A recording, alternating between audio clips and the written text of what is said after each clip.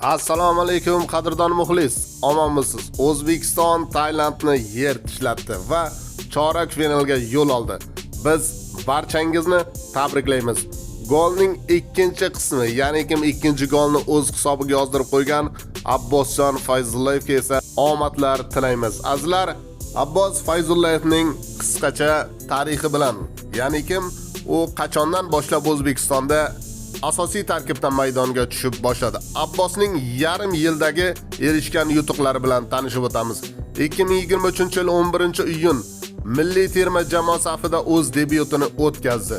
2023-yil 17-iyun milliy terma jamoa safida debyut golini kiritdi. 2023-yil 4-avgust CSKA jamoasi bilan shartnoma imzoladi. 2023-yil 19-avgust Rossiya Premyer Ligasida debyut o'yinini o'tkazdi. 2023-yil 24-sentyabr CSKA jamoasi safida debyut golini urdi.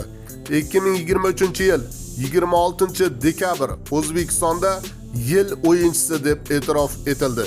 2024-yil 30-yanvar O'zbekiston milliy terma jamoasini Osiyo Kubogida chorak finalga olib chiqdi. Bundan ortiq baxt bo'lishi mumkin emas deb o'ylayman. Abbosjonni qo'llab-quvvatlang, zeroki bu yigitimiz O'zbekistonning Messisi deya ta'riflanayotgan ajoyib yigitimiz.